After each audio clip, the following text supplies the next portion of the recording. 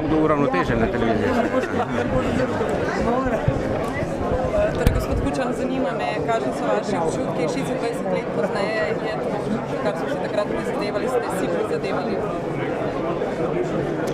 No, moji občutki so še zmeraj lepi, spomini tudi. Lahko bi bilo pa drugače, kot je. Bliže tistemu, kar smo takrat rekli, da bo.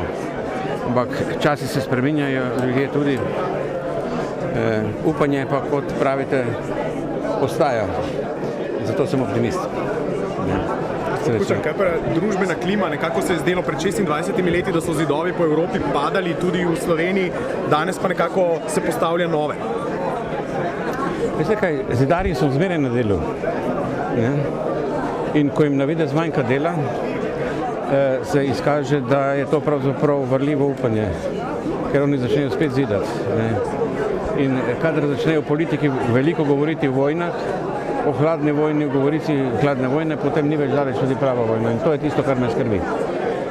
Vas kaj skrbi tudi v Kašti? Mislim, da bi se lahko, recimo, nedavno smo videli en grozovit napad v Berlinu, da bi se kaj takega lahko preselilo tudi v Slovenijo? Ne, to me zelo ne skrbi, čeprav seveda izključiti tega ni mogoče, saj smo del Evrope, ampak treba se bo očitno navaditi s tem živeti.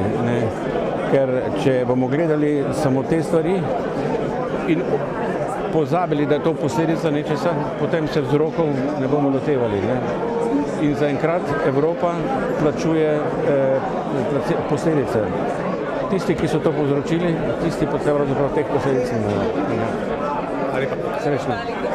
Uživajte. Tudi še naprej. Lepe praznike. Pa še koga ujemte.